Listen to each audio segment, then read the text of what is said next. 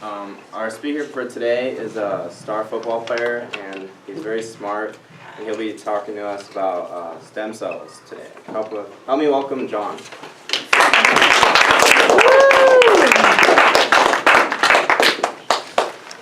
Many species of animals have the ability of partial or total regeneration of limbs. One such species are starfish. After an injury, starfish are able to regenerate part, if not whole, of the entire limb. Another such species are lizards. You may be wondering why we haven't seen total limb regrowth in humans. The main reason for this is that the human structure is way too complicated. There is a correlation between the simplicity of the structure and the structure's ability to regrow. However, with new stem cell research, we may see total limb regrowth within our own lives if we choose to pursue the necessary research. The first reason that I believe stem cells should be used is because stem cells can be mass-produced at a relatively low cost. According to the Knopfler stem cell blog, stem cells treatments can cost, on average, $10,000 per treatment. This is a huge investment. However, when we take, in effect, the heart transplants cost on average $100,000 to a few million dollars, stem cells may save a lot on costs. When the FDA approves the treatment of the use of stem cells as a viable treatment, it will likely be covered by many health insurance companies, which will result in a reduced cost and will set you up for success in the future. You may have heard that fetuses are used to harvest stem cells. However, this is no longer true. Stem cells have been proven to be in many of the major organ systems in your body, including your liver, gut, heart, and blood. So how are these stem cells collected? The first way stem cells are collected is through blending a sample of blood and separating the pluripotent cells from the rest of the cells in the blood. The second way they are collected is through taking a sample of cells, skin cells are normally used, and inducing them into their dedifferentiated cell types. This means that they can divide into any of the 208 cell types found within the body.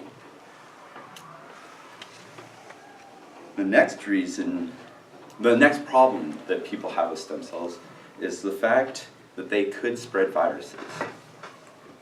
However, stem cells would be collected from the patient's own body, so the risk of virus infecting the stem cells would be close to zero, if not present at all. The stem cells would be studied and gathered in a laboratory environment and would be tested before being administered to the patient. The Center for Disease Control and the Federal Drug Association would test the stem cell therapies before releasing them to the general public for therapy. Recently, scientists have grown a full human heart using only skin cells that were turned into stem cells. According to a study published in Circulation Research, scientists from Harvard Medical School and Massachusetts Medical Hospital worked in conjunction to grow a human heart. This can be used in a lot of instances throughout our own country.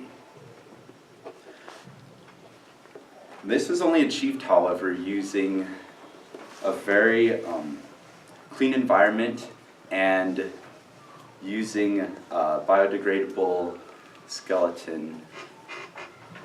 More research is required before a biodegradable skeleton is no longer necessary. Lungs have also been grown by researchers from the University of Michigan Medical School.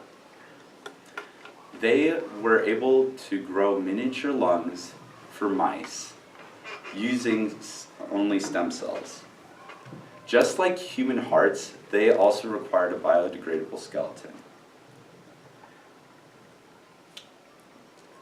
The application of this is that approximately 1/5 of the worldwide deaths are linked to respiratory disease.